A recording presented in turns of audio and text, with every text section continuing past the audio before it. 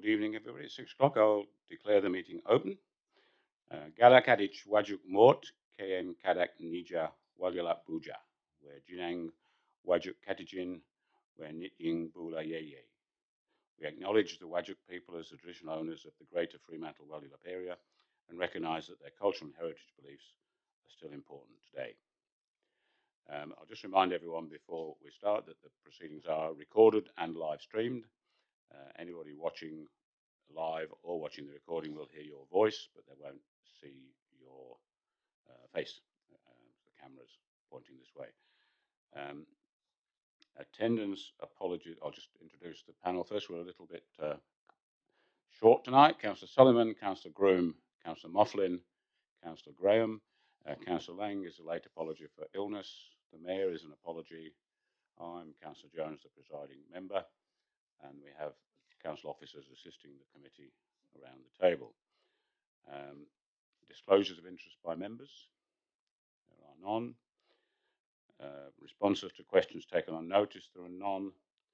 Public question time is for questions on items which are not on tonight's agenda. Are there any of those?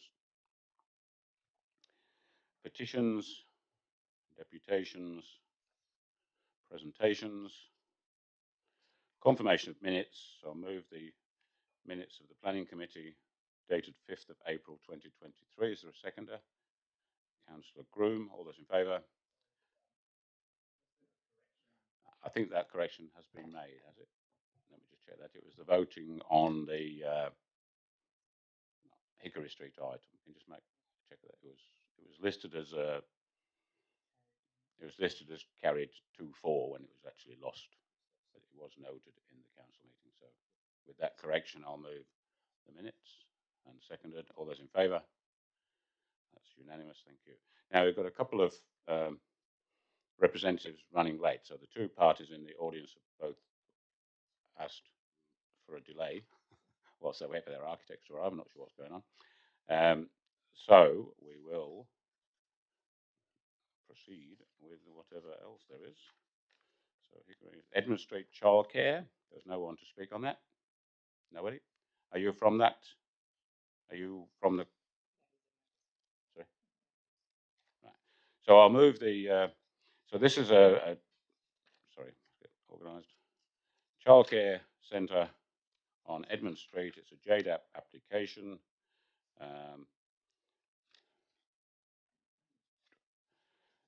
There are two minor amendments, so I will move the officer's recommendation, the RAR for JDAP. Is there a seconder? Councillor Sullivan. Councillor Grimm, you had an amendment which is in the additional documents which you wanted to move. Yep, wanted to move. Is there a seconder? Yep. Okay, if you'd like to read the amendment.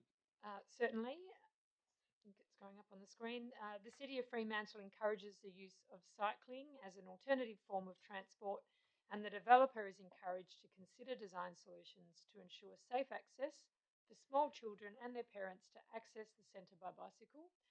It is therefore recommended that bicycle parking facilities and a clear delineated pathway for cyclists is incorporated into the proposed development.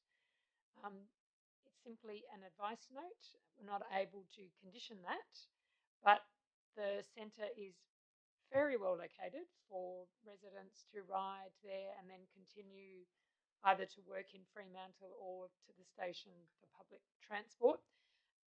It's not particularly cycle friendly the way that it's designed at the moment. So yeah, it's unfortunate we can't condition that more heavily, but I would like to include that advice note. Is there any discussion of that? Ready to vote on that? So we're voting on the amendment on improving cycle access. All those in favour? That's unanimous. And Councillor Sullivan has a similar minor amendment. Would you like to move that? Thank you. I'll move that amendment. Is there a second? Councillor Groom.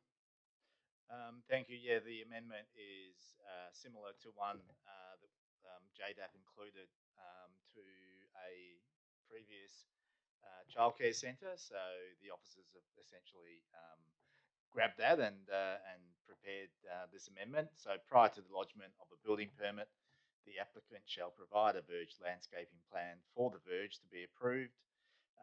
Prior to the occupation of the development, the landscaping shall be installed and thereafter maintained to the satisfaction of the City of Fremantle. The thereafter be maintained is the addition I added in. It's a normal procedure to require it to be maintained. The reason I put this in there is that in a residential area, there is a reasonable expectation that, and we have, certainly the council has, an expectation that residents look after their verges. And where they're not a resident, it becomes imperative that we set the right standard. So whether it be a commercial operation or a church or a community group or something like that, or a school, there's nothing worse than seeing a verge that's not maintained. So I'm pretty sure JDAP will support this, so I put it to you for approval. Any further discussion? Okay, Councillor Graham. Yeah, look, just on the item in general, and I support both the items of Councillor Broome and Councillor Sullivan. Knowing this area fairly well, at the moment it's a fairly messy. I don't know. I want to say it politely, but it's a pretty messy sort of little area, and I think a little bit of landscaping is not going to kill it for sure. And the bicycle as well will enhance it because there's a lot of kids play on this street from the state housing over the road, so you know need to minimise the risks, and I think these do as well. So anyway, good work. Thank you. Any further discussion? Can we move to a vote? All those in favour? That's a recommendation of JDAP. That's unanimous.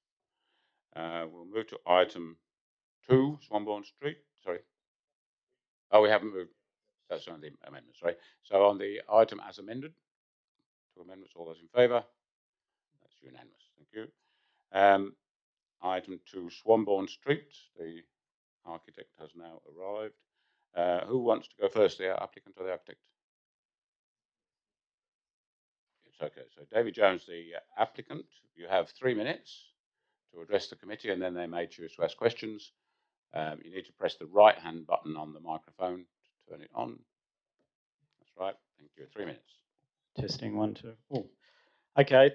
Thanks for the opportunity to address the committee. Mary and I are passionate Freo people committed to preserving and adding to the built heritage of this wonderful city. This will be our 3rd major renovation of heritage homes, including our current Federation home in Holland Street, where we won a commendation for conservation of heritage place in the 2011 awards. We've already spent over $50,000 on 29 Swanbourne Street renovating the 1899 stone cottage, and it's wonderful to see the original facade appear after 70 years being hidden under ugly render, significantly adding to the heritage streetscape of the area.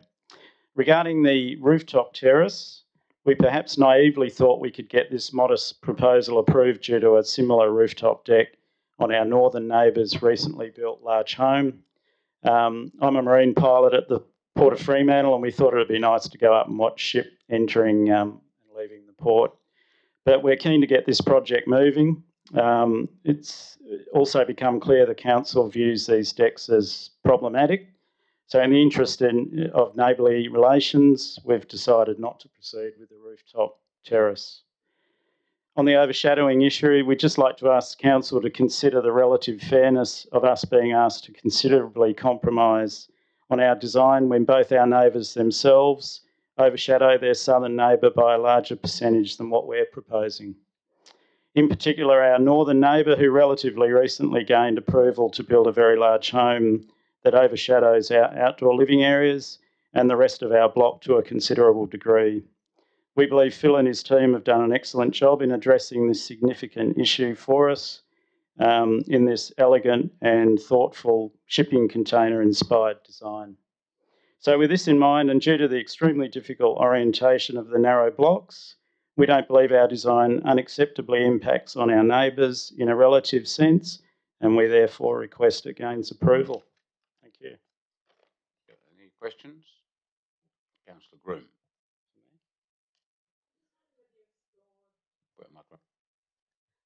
I'm wondering whether you explored options to put the height to the rear of the lot, which may have changed the rear as the west, or yeah, rear, the western end, which may change the overshadowing. I suppose that's really a question for Phil, perhaps. Yeah. I think we have, but yeah, I think the design Yeah, maybe that's something that Phil. I think it also as the sun sets, 2 stories down there would completely shade the other block. So I know that the shading is just at midday in winter, isn't it? That it's measured on. So it's all a bit arbitrary in that sense. But anyway, I'll let Phil talk to that. I think being the architect. Yeah. Any further questions? Okay, so thank you. I'll ask the architect, Mr. Stetschkool. 3 minutes, thank you. I've also got some additional material that I presented at the meeting on Monday, which I could circulate, if that's okay. So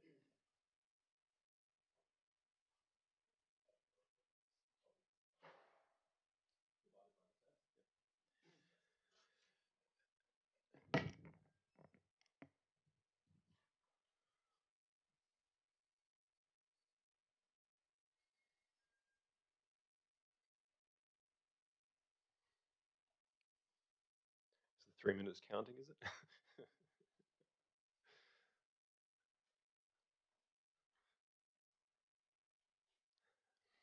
But in general terms, these diagrams which are being circulated. 3 pages each, is that correct? Sorry? 3 pages each, is that correct? There should be 4.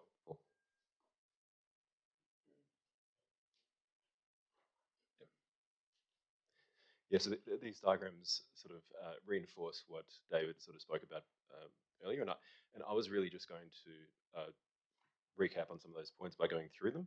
So if I can firstly point, and I'll answer the question Councillor Groom, raised maybe at the end.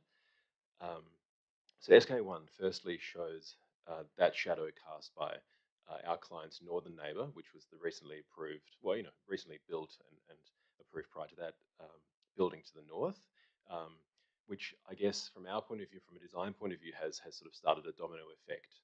So our client site is being overshadowed by 51% from the north, which basically has meant that we've had to stretch out to sort of try and grab as much north light as we can, and also set back to the south on account of that. So, which has obviously then created an overshadowing issue to our south. So that then sort of takes us to the next diagram. So we've tried to mitigate the overshadowing to the south by moving the first floor, I guess, north on the side. So we have a 1.5 meter setback at the top. However, the overshadowing has sort of been complicated by I guess, what we view as a bit of overdevelopment of the southern lot. So number 31 is developed to, well, the open space is not quite compliant at, so it needs to be 50, so it needs to be 50%, and it's 14.1% shy of that compliance. So I guess it's been difficult to avoid the overshadowing of that small amount of open space remaining. Can I go beyond that a bit? Yeah. So the green hatch on that diagram shows the additional open space this site should have had, I guess, in effect, in order to become compliant, or were it to be compliant, and possibly, the situation would be a bit different if that had been the case. SKO3 illustrates the further difficulty of avoiding excessive overshadowing on these east-west lots. So this looks at the shadow cast by our southern neighbour on their respective southern neighbour, which also struggles to be compliant. In fact, it's at 49%, so as opposed to the 25. So I guess that they have the same difficulty that we've had. And it's interestingly, we also did an investigation of the current building on the site on number 29 is not compliant. Even if we were to demolish everything back to the original cottage and fence, it still wouldn't be compliant. So it's difficult. And the last sort of page talks to the client's decision to remove the roof terrace. So it shows the difference between before and after, and I guess the sort of impact or the improvement that has from the neighbour's point of view in terms of bulk and scale, and also I guess the sort of graduation of mass from the north to the south. So yeah, so in answer to the question by Councillor Groom, so we did look at placing the extension further to the west, but we still have setbacks from there, 3.5 meters from memory, given the double-story mass. And I guess even though, and again, because we've had to stretch out, I guess, somewhat to sort of catch the north light and have some setback to the north, it would still mean some sort of overlapping with that outdoor living area. And I guess our sort of thinking is that once the sun gets to 2 o'clock in the afternoon, it's coming from the west, and if you were to place the mass further west, it would then also overshadow. So, the sort of assessment of overshadowing at 12 noon is a bit sort of specific. But so whether you place that there or there will be overshadowing, unfortunately, in the middle of winter. But we've also done some studies, which we haven't included here, which look at August and September, or a couple of months before June, where it's much improved. So it's really a small sort of window of a month and a half in the middle of winter that is that real impact, uh, which feels a bit difficult, which feels difficult to manage given these lots, I guess. I hope that. Thank you. Any questions? Councillor Sullivan. Thank you.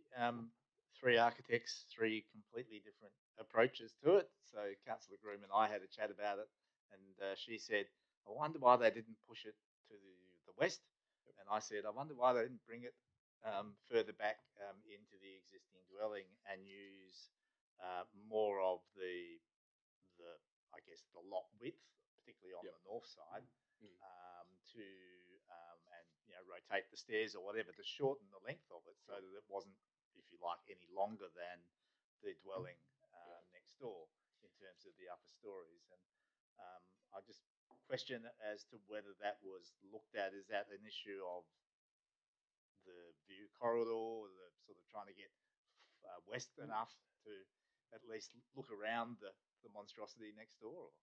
Look, it's a bit of everything. I mean, that's possibly it in part, but from our point of view, we wanted to sort of, I guess, pull away from the northern boundary to get some north light, sort of past the northern building. So, um, and hence that's why we stretched out a bit rather than sort of facing due west with all the windows. But I guess the other consideration was the heritage. We wanted to sort of give that some space. I guess we used in our sort of approach to sort of create a bit of a gap. So the gap is it's about a metre before we start the sort of extension.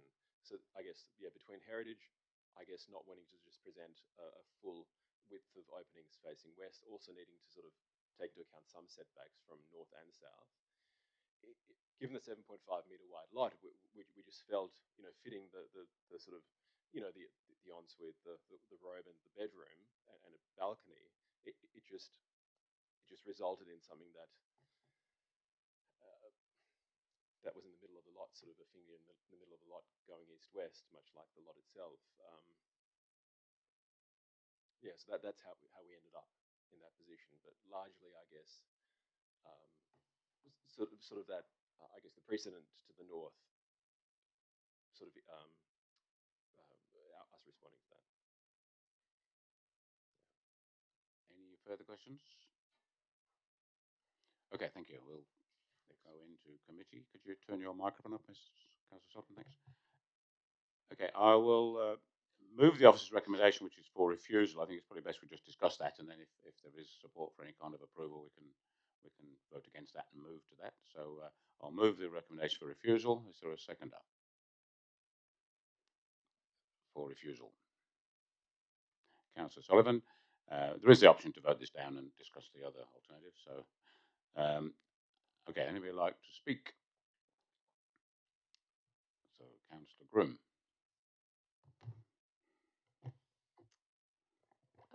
So I would struggle to approve what's in front of us, but it is a well-considered solution to a tough site. So we'd rather find, create that opportunity to work with what's there. I guess actually I totally reject the proposition that sun in September is okay and June's arbitrary. June's not arbitrary, it's the coldest time of year, and that is what we're trying to find and secure for people, and it's the whole reason that date exists in the planning scheme, which is about that winter solar access, and particularly to people's living space, whether that's an outdoor living space or whether it's an indoor living space. And I guess I, I we struggle all the time with these narrow lots as well. It's definitely a constraint. But when I look at the shadow diagrams that are presented, those other dwellings, whilst they're overshadowing a lot of the other sites, they're overshadowing dwellings rather than that outdoor space. So there do seem to be options on the site, and whether it's moving west or east or squaring up or whatever they are, to just protect that solar access to the courtyard a bit more. And I guess that's what really interests me. The rooftop deck, I'm not a fan, but it's actually not impacting the overshadowing in any significant way. And it's also the overlooking impacts are manageable. So that's a neighbourly decision, and I get it, and that would be okay. I don't think that we can make a decision on that change tonight. That would need to be something that was formalised, properly documented for us to approve that as a change. And yeah, I am struggling with the extent of overshadowing. I acknowledge um, the proposition that there's not enough open space on that lot, and that's what's creating the impact. But that bit of open space is where it is, and this design explicitly puts the two-story up against that tiny bit of open space. And so that's the decision making that I'm struggling to understand. Thank you. Any further discussion? Councillor Sullivan? Thank you. I'm sort of in a similar boat. For me, when it comes to overshadowing, the moment it goes over the require or the deemed to comply aspect in percentage terms, I think there is a very strong onus on the design team and the client to ensure that any increase over and above that um, is mitigated as far as reasonably possible, and typically that means by casting the shadow over dwellings, over spaces which are less used, and the like. And so, Councillor Groom and myself both immediately looked at the proposal and went, well, that can be achieved by two different versions. So there are two different options that could have been considered. I'm not going to suggest which one would be right. But this proposal, as elegant as it is, and I fully understand, an architect wanting to produce this for their client and a client wanting this level of quality of architecture. At the end of the day, the architecture is what's causing the shadow.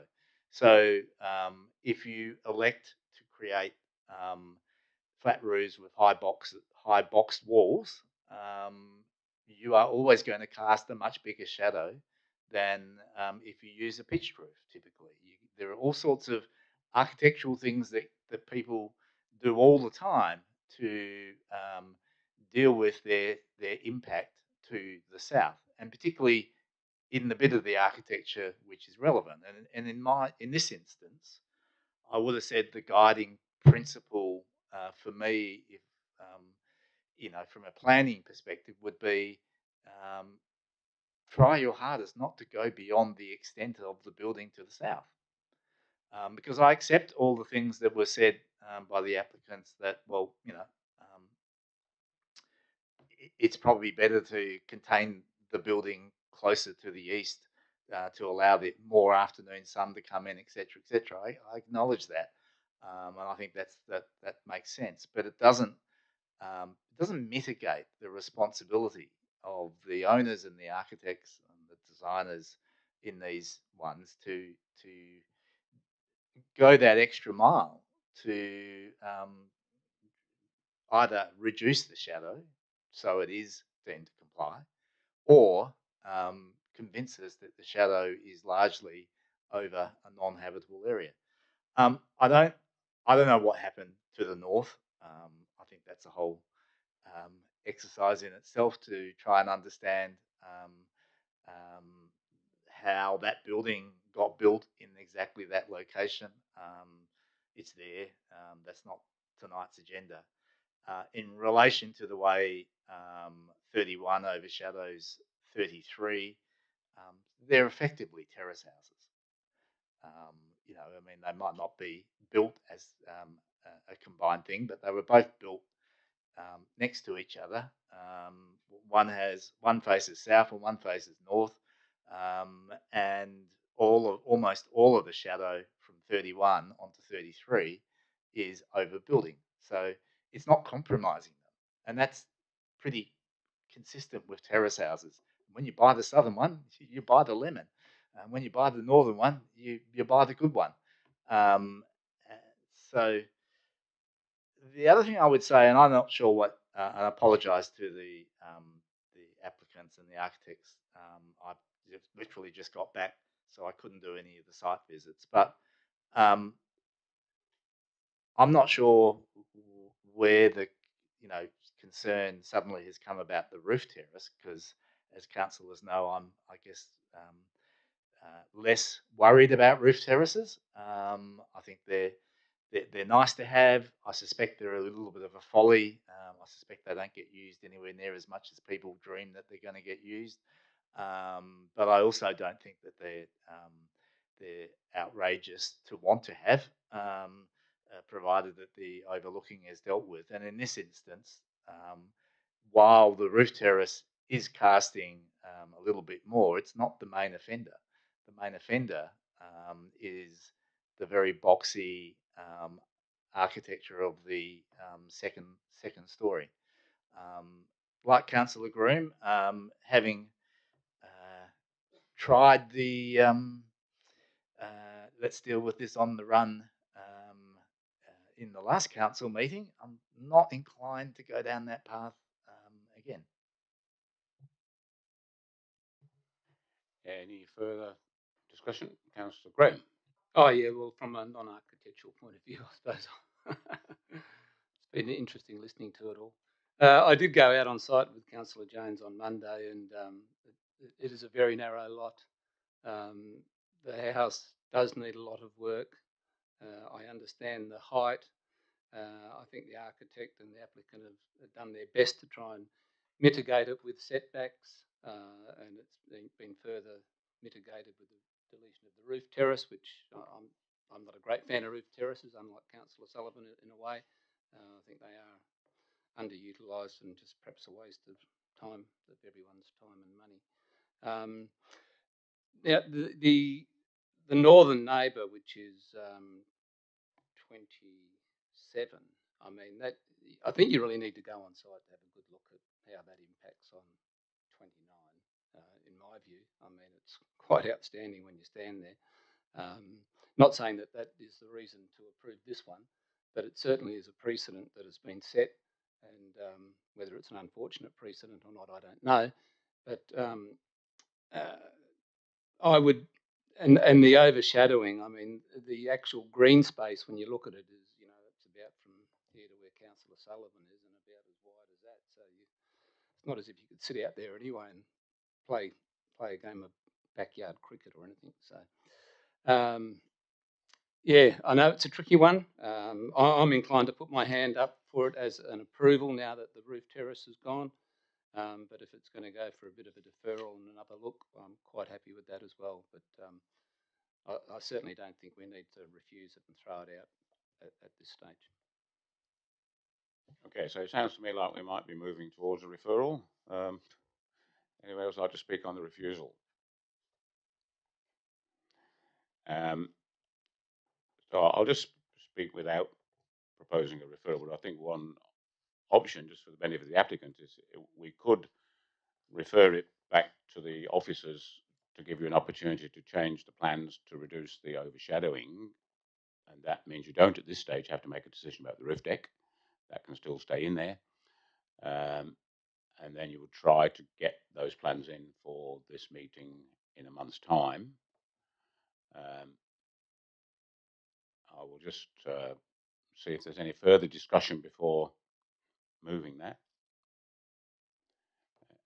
So I will move a referral in order to allow the applicant to reduce the overshadowing with making no comment about the roof deck. That's entirely their choice in their redesign. Would there anything else people would like added to the referral? That's the only issue we're looking at. Okay, is there a seconder for that? Councillor Groom. Any discussion? Okay, so we'll vote on that. That's a referral. All those in favour? That's carried unanimously, so we can use delegate. Well, I need delegate authority to refer to it now. So that's a referral. I'm sorry, that's going to be a delay for you, but that means you get the chance to reconsider the roof deck and possibly moving some of the mass of the building to reduce the overshadowing. Next item, the item 1 has arrived. So Peter Merger, 4th set of plans.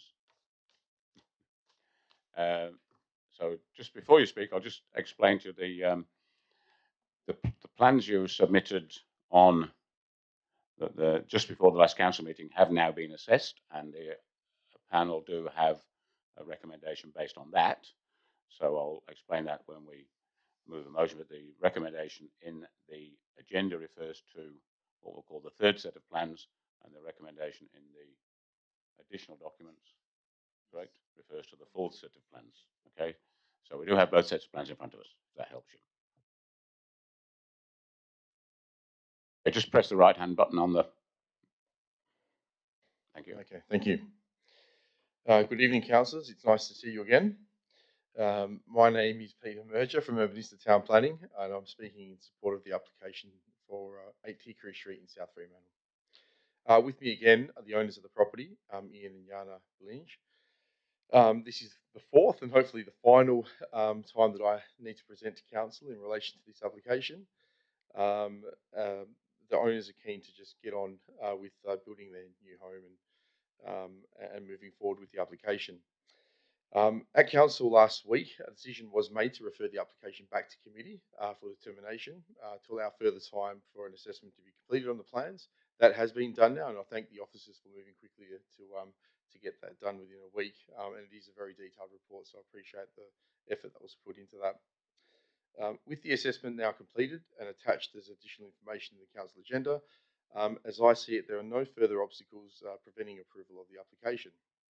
Officers have determined that in their report that improvements to overshadowing have been achieved through changes to the roof form on the 3rd level.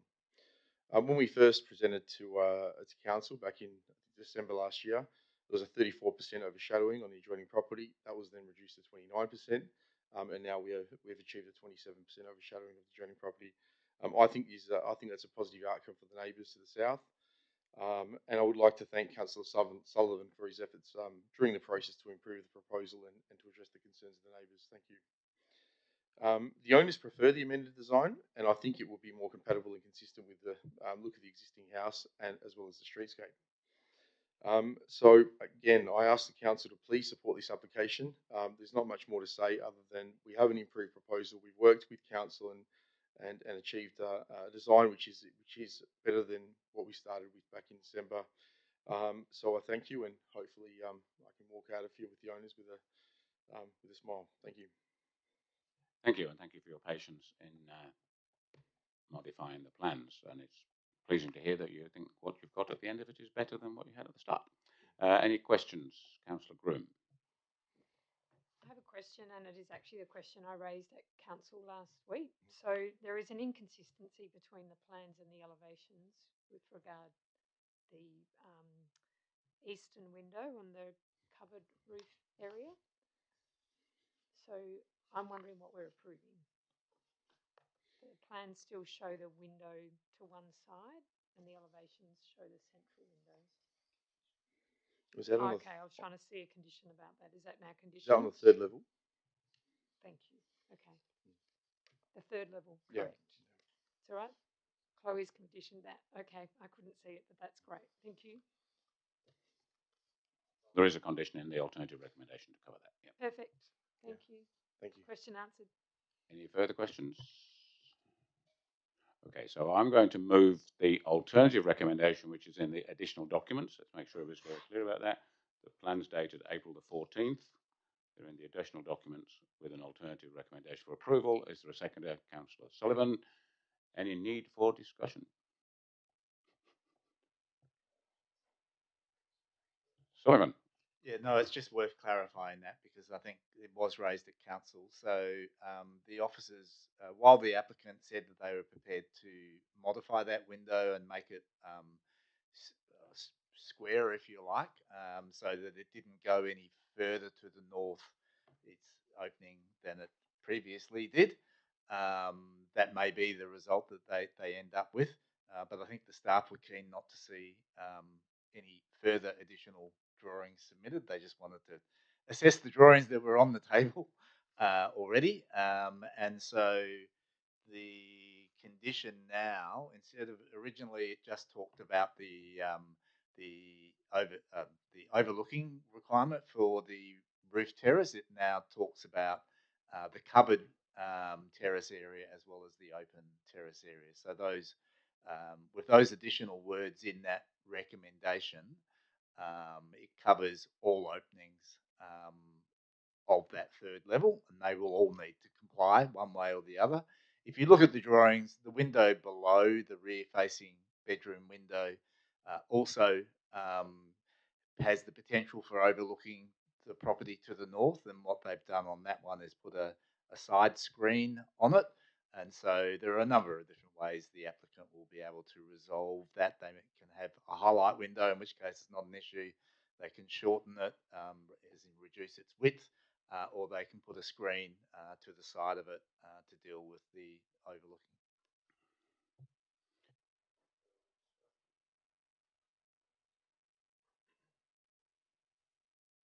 Sorry, we need all five of us to vote for this in order to use delegated authority. So fingers crossed. All those in favour? Thank you. So that's a decision tonight, finally, and thank you for your patience, and I hope you enjoy your new home.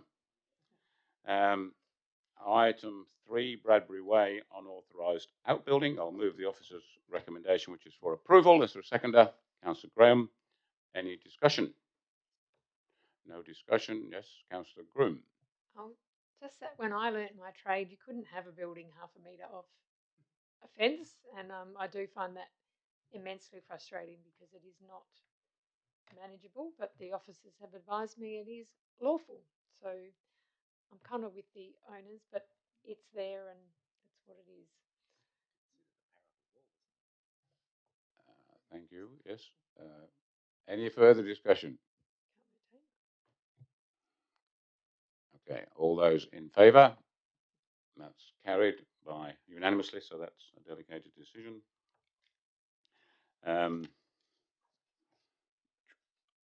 Information report, item 4. I will just add it. Late information to this report is that the applicants for 130 Sterling Highway have launched a SAT appeal, and they have indicated today that they want to go for mediation, and there will be a preliminary hearing on Friday, which may not take place now because all parties seem to be agreeing to the mediation, so it will proceed without the directions hearing, and we'll try to keep everyone informed of the next step. Sorry?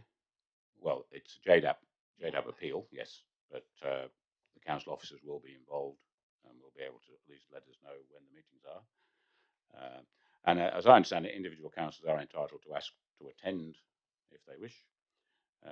So I'll move the information report be received. Seconder, Councillor Graham. All those in favour? Sorry, question? Yep.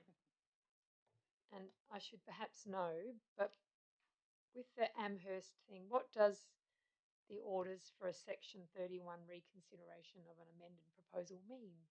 It means mediated new plans, but the officers will explain. Yep. Yes, through you, Chair. Effectively, it means that there'll be another JDAP meeting where the applicant gets to put another set of plans forward or further information, whatever they so choose, and DAP effectively reconsiders it as it were a new application. It will come through council, I think, next month. And so they intend to make amendments from what we understand? We already have some. Yep. So I haven't had a chance to have a look at them yet, but okay.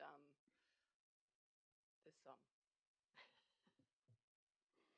think it would be fair to say it's plans with the same subdivision. That's the case. So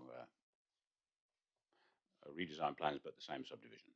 So there may be, it may be the council's view that they need to go back and redo the subdivision, but that's something we will find out in due course. So I'll move the information report. All those in favour? That's unanimous. Thank you. And then item 5 is a council decision. The proposed MRS amendment for North Mantle Urban Precinct, the area between the town centre and Port Beach. The officers, it's basically a council comment to the MRS. I'll move the recommendation. The seconder, Councillor Moughlin. Any discussion? Councillor Solomon. Thank you. Obviously, I sent an email around twice, I guess. First, when I heard that this was going to be zoned to urban deferred, and in response to the officer's report. The first thing I wanted to highlight is the previous council decision, the way I read it, said that we would support urban deferred over some of the site. And it was very clear, those wordings, because I took that to mean that some of the site might be suitable for urban deferred. I have absolutely no doubt that it's suitable for urban. And urban deferred is a good way to stepping stone your way there. But it doesn't mean all of the site is suitable for urban. And may not be suitable for urban deferred. Now, I guess the pragmatist will say, if you zone it urban deferred, we can resolve all these other issues like foreshore reserves, like the transport in the area, how to link it to the town centre, etc. That's what an urban deferred zoning is for. Having worked so hard to get the state coastal planning policy written in the first place, having spent 2 years of my life on Leighton Beach, trying to get the right outcome, thumping the table with both sides of government, saying that even your existing policies require the foreshore reserve to be set back significantly more than the 30 metres they were proposing then. I perhaps don't have quite as much trust in government processes as maybe others do.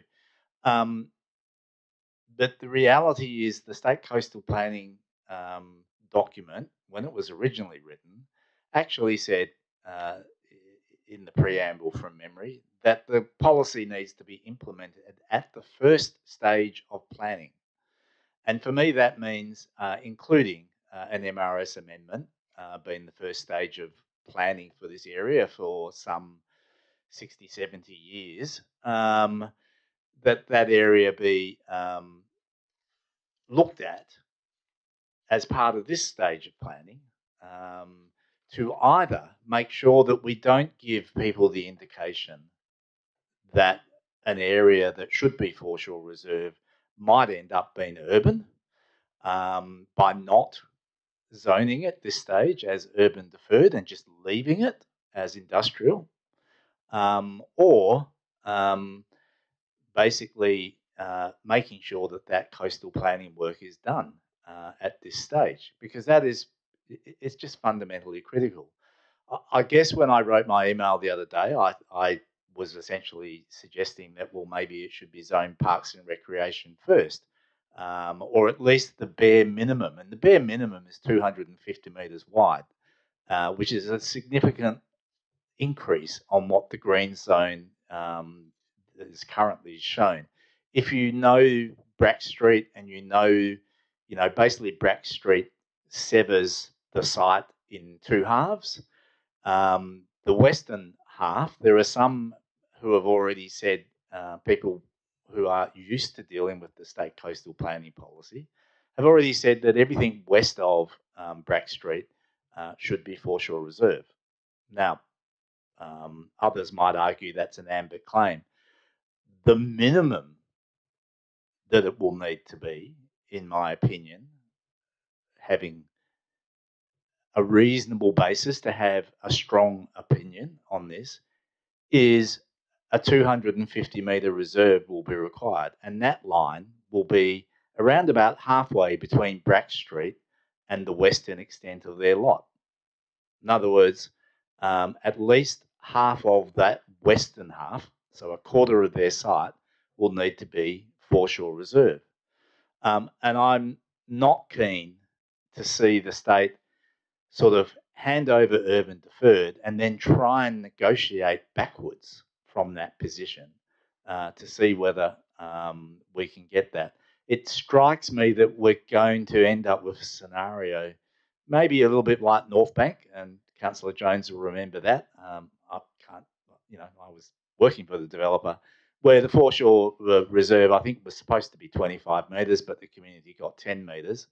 And these things happen. They happen through negotiation.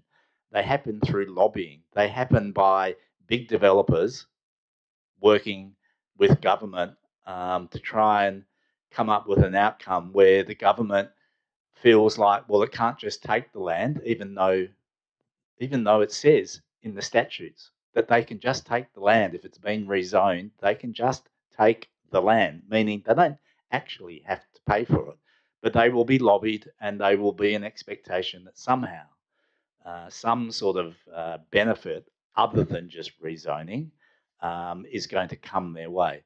So they'll do tricks like they'll use all the 10% open space, which is local open space, which is needed in high density development for kids to have playgrounds and the like. And they will use that to simply create the foreshore reserve that we should get anyway.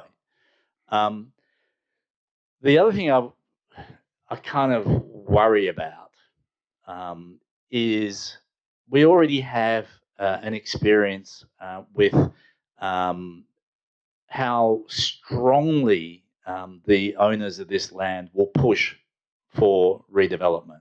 So if you recall, and I don't want to start Councillor Graham off, but if you recall the issue of the heritage buildings down there, they were absolutely adamant that they need to knock those buildings down immediately, that the risk of asbestos was just outrageous and that was something that had to happen tomorrow. Buildings are still there. Was, in my view, a fairly cynical exercise. They just wanted to get rid of any possibility of there being a heritage aspect over that site and move forward. So they're not going to, they're not going to give an inch when it comes to giving up any of their land. When it gets zoned urban deferred, the value of the land will go up significantly. They might sell it. They might sell it to the next ruthless developers who will come in and say, well, we pay good money for this, expecting it to be urban, and it can't be. Because that crazy Councillor Sullivan keeps saying it needs to be foreshore reserve based on, what we did at Leighton. So I do note the Mayor also responded saying that we supported urban deferred and it would be wrong of us not to support urban deferred now. But my opinion is that we didn't support urban deferred on every last millimetre of that land, just a logical urban deferred. I would also quickly say about my issue with the transport stuff, so that, because I feel like this is stuff that's going to need to be said 10 times over the journey to get government to listen, is that if we're going to sort of do piecemeal rezoning of that area and piecemeal planning and only deal with transport corridors in the old-fashioned way of saying, well, we've cut a transport corridor through this area, so she's hunky-dory, she's all good to go. We've created a cell for development. The developers can go and develop their cell, and the transport planners and the main roads department can come and build their freeway. Well, we know how that works. We see it all over Perth. We have High Street to bear witness to. And that will be a disaster for that area. So unless you draw a bubble around the whole of the Brack Street area to include the transport zones and to include the North Fremantle Town Centre, unless you draw a bubble around all of that and say we need to plan this area comprehensively as an urban environment, and the roads and the buses and the bicycles and the pedestrians and everything else are an integral part of that, but they can't compete with that urban zone to the extent that they sever it. That's not what we're looking at with this proposal. So we are asking through the future of Fremantle that perhaps they consider a different way of planning for that area. But I'm not holding my breath because I know what the developers will want. They'll want to move quickly, and they want the Planning Commission to just roll out the same style of planning that we've always had in Perth, which is guided by the MRS, that says once you've got your urban zone, then you go, to your subdivision, and away you go. Well, it's a bit like getting a mining exploration license and then having an automatic expectation that you get a mine, which is pretty well how it has been in WA for as long as I can remember. And we just do need to check that at every stage. So I don't know what the recommendation should look like. I accept that we need to be more positive than perhaps I've been in my commentary tonight, but I think we also need to be very cautious and be very assertive in what our expectations are for that area, and assertive at every stage of the process. So I would hope that the recommendation can show a little bit more assertiveness when it gets to full council. So, Councillor Brand, sorry. Oh, yeah, just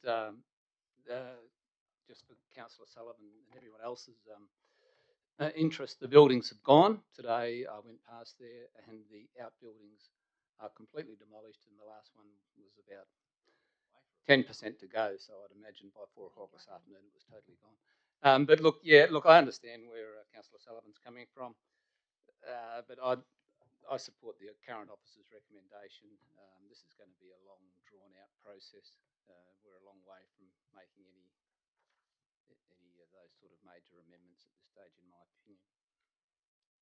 I'm just wondering if there's a need for a kind of workshop before the council meeting rather than leaving it to individual people to put in amendments. Would there be any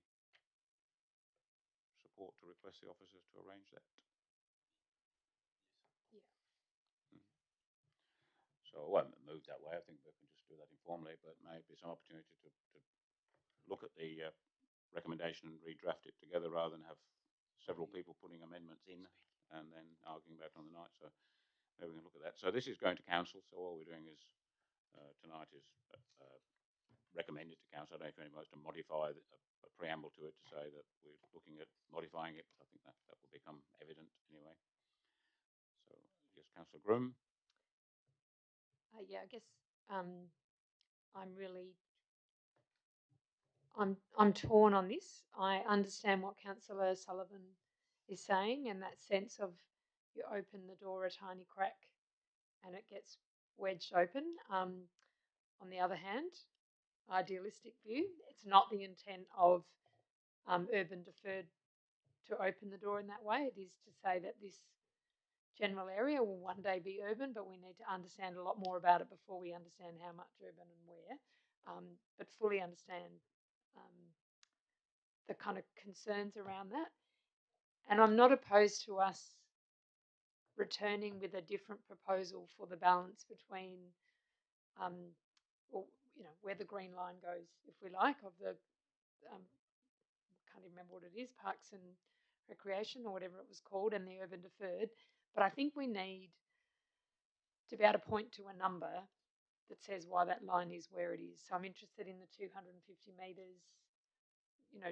There's been a lot of studies of the area, and I think in that workshop process that you allude to, Councillor Jones, which I think is a good idea, but if we are going back with something that is it would need to be a simple and evidence-based suggestion in response, and I don't think it could be any more than saying that green line is in the wrong place because of this evidence and research.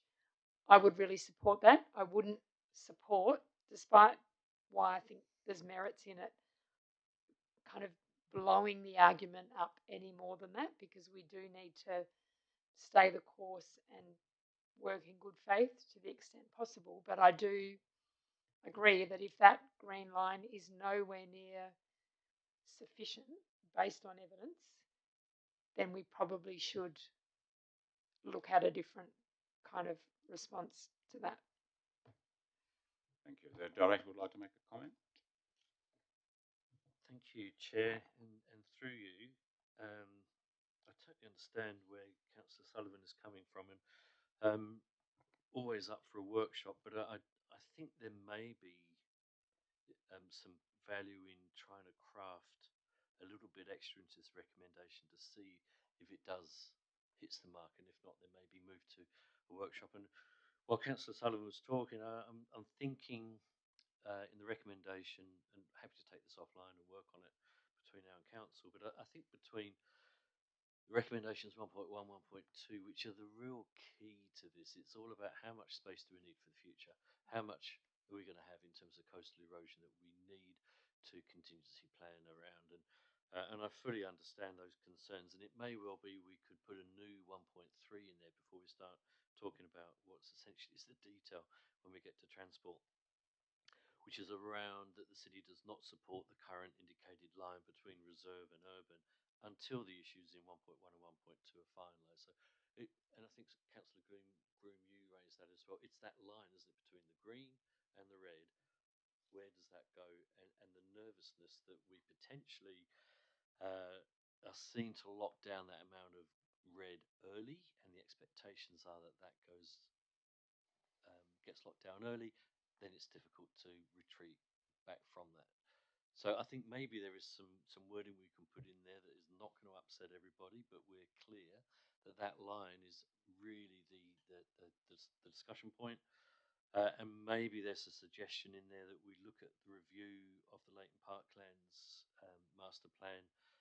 That's come up in other meetings I've had more recently with Cottesloe and Mosman Park around the McCall Centre and what they're wanting to do. So there is appetite to relook at that, and possibly some of the coastal planning processes that went into that, which are best part 10 years old, may need to be updated and widened. So that might be the vehicle that we try and use to have those big conversations in 1 and 2. So I'm very happy to see if there's a condensed version of what I've just said that we could add to that. And send that around to committee, and if we're happy, that might do it. Otherwise, let's put it to a full-blown workshop. Yeah, thank you. I was thinking, like, for example, in 1.1, rather than say a clear government position, which we may not agree with, you know, a clear position, the extent of land required, and then say how much. You know, so we could do that in 1.1 and 1.2. We could actually state what we think is a reasonable setback. But I'm not suggesting we do it tonight. But I think that's the kind of thing we could change fairly simply by just stating in here, not the government needs a clear position, but this is what we think the government's position should be. With evidence-based, and there's plenty of that, I think. Yeah. Any further comments, Councillor Moughlin? Thank you.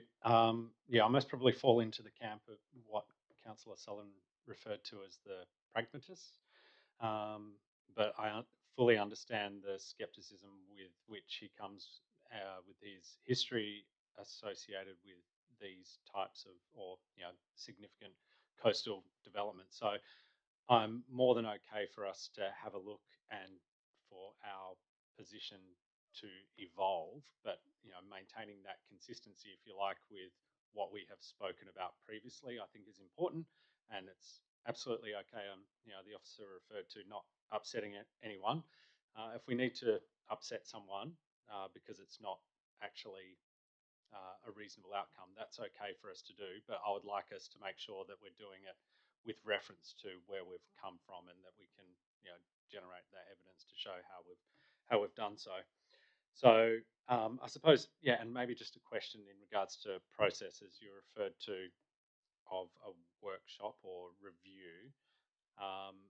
My preference would be that if we vote for this, that this goes forward, and that there would then be an alternative recommendation if that's the case. Is that what you're Okay.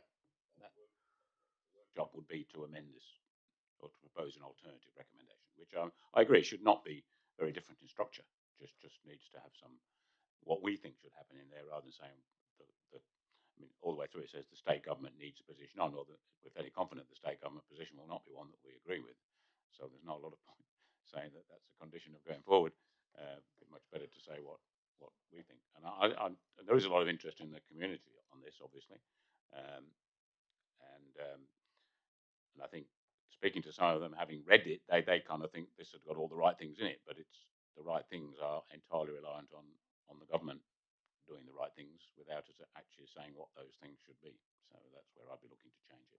Yeah, and I suppose to add to that, and how we've maybe put positions together before, it has been about the principles behind what we believe is important, and yeah, I would be okay with that being considered as part of that approach. Okay, so any further discussion? So in voting for this, we are voting on the understanding that there will be some redrafting and amendments coming between now and the council meeting. So all those in favour? That's unanimous. Thank you. And motions with previous notice, there are none.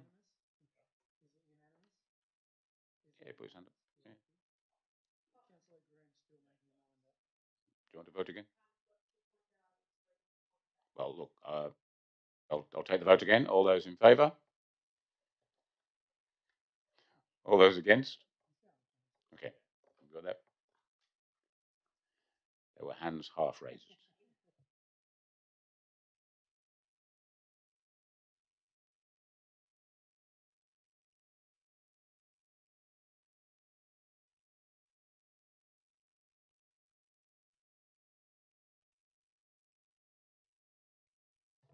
Sorry. Item 11, motions with previous notice. Item 12, urgent business, there's none. Item 13, late items, none. Item 14, confidential business, there's none. Close the meeting at 7:02. Thank you for your attendance.